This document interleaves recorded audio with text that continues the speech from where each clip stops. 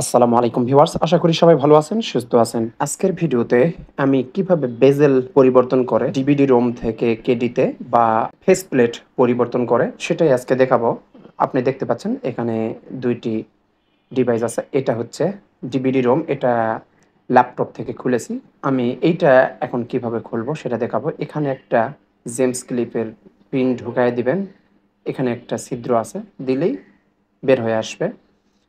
বের হয়ে আসার পরে এখানে দেখতে পাচ্ছেন, এই যে দেখুন ছিদ্র, এই ছিদ্রতে জেমস ক্লিপের পিন ঢুকাই দিতে হবে। ঢুকাই দিলে চলে আসবে এটা। তারপর আমাদের দেখতে পাচ্ছেন এইখানে একটা লক আছে। এই লকে আমাদের একটা ধাতব দিয়ে প্রেস করতে হবে। এখানেও করতে হয় মাঝে মধ্যে, আবার শুধু এখানে করলেও খুলে যায়। তো আমরা এখানে এই লকটা খুলব। একটু প্রেস করব, একটু শক্তি দিয়ে প্রেস করতে হচ্ছে। এই লকটা খুললেই মূলত আমাদের খুলে যায়। লকটা খুলে গেছে। আমরা যদি এখন টান দেই খুলে যাবে।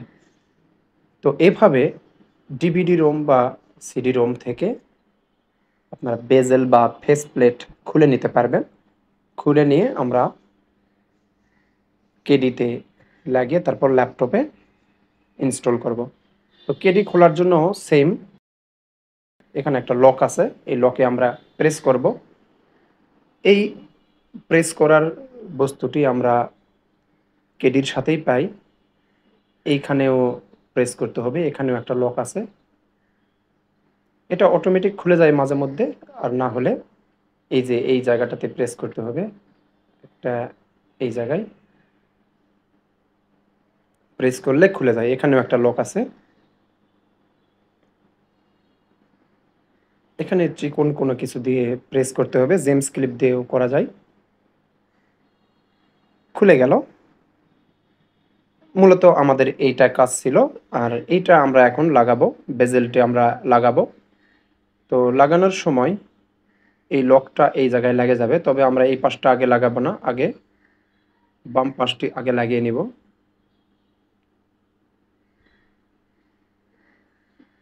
তারপর এটা প্রেস করলে লেগে যাবে।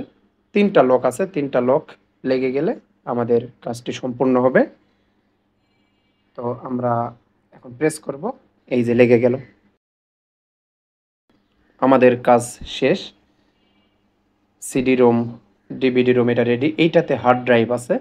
আমরা হার্ড ডিস্ক থাকাকালীন সময় যদি এসএসডি ইনস্টল করতে চাই, আপগ্রেড করতে চাই, সেই ক্ষেত্রে হার্ড ডিস্কের জায়গাটিতে এসএসডি এবং কেডিতে হার্ড ডিস্ক লাগিয়ে নেবেন। তো আমি তাই করলাম। তো আশা করি ভিডিওটি আপনাদের উপকারে আসবে। ভিডিওটি ভালো লাগলে অবশ্যই লাইক, কমেন্ট, শেয়ার করতে ভুলবেন না।